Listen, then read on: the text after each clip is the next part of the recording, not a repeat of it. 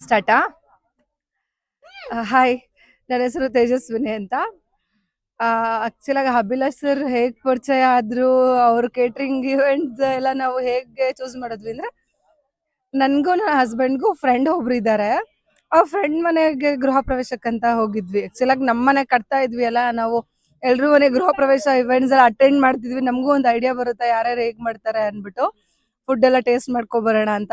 ಒಂದ್ 2-3 ಕಡೆ ತುಂಬಾ ಕಡೆ ಊಟ ಮಾಡಿದ್ದೆ, ಬಟ್ ಇದು ತುಂಬಾ ಸ್ಪೆಷಲ್ ಆಗಿತ್ತು.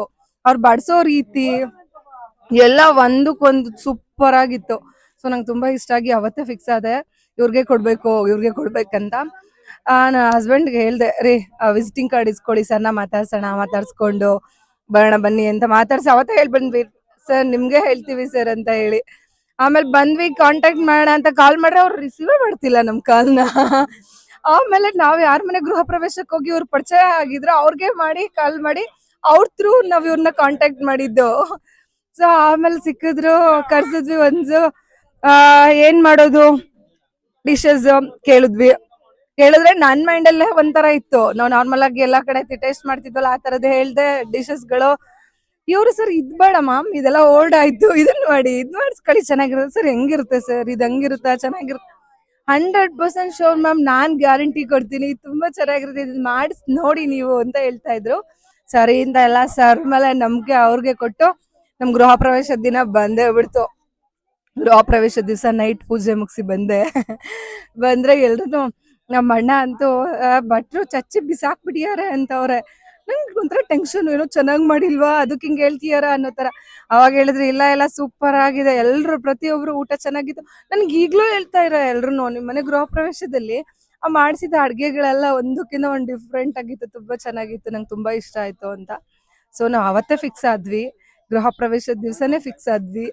ನೆಕ್ಸ್ಟ್ ನಮ್ಮ ಮನೇಲಿ ಏನ್ ಫಂಕ್ಷನ್ ಇದ್ರು ಅಭಿಲಾಷ್ ಸರ್ಗೆ ಹೇಳ್ಬೇಕು, ಅವ್ರ ಹತ್ರನೇ ಮಾಡಿಸ್ಬೇಕು ಅಂತ. ನೆಕ್ಸ್ಟ್ ಇವಾಗ ನಮ್ಮ ಮನೇಲಿ 48 days ಪೂಜೆ, ಸತ್ಯನಾರಾಯಣ ಸ್ವಾಮಿ ಪೂಜೆ ಇತ್ತು. ಅದ್ರಲ್ಲೂ ಅಷ್ಟೇ ಇದ್ ಮ್ಯಾಕ್ಸಿಮಮ್ ಇದು ತುಂಬಾ ಚೆನ್ನಾಗಿರುತ್ತೆ. ಅವಾಗ ಮಾಡ್ಸಿದೀವಲ್ಲ, ಅದನ್ನ ಬಿಟ್ಟು ಬೇರೆ ಮಾಡ್ಸೋಣ, ಇದು ಇನ್ನೂ ಸ್ವಲ್ಪ ಡಿಫ್ರೆಂಟ್ ಆಗಿರುತ್ತೆ ಅಂತ ಹೇಳಿ ಮಾಡಿಸಿದ್ರು.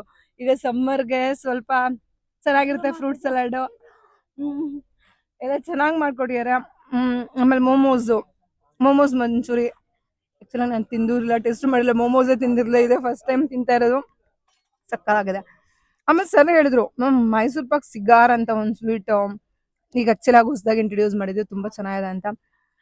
ಆಕ್ಚುಲಿ ಚೆನ್ನಾಗಿದೆ, ನಂಗೂ ಇಷ್ಟ ಆಯ್ತು.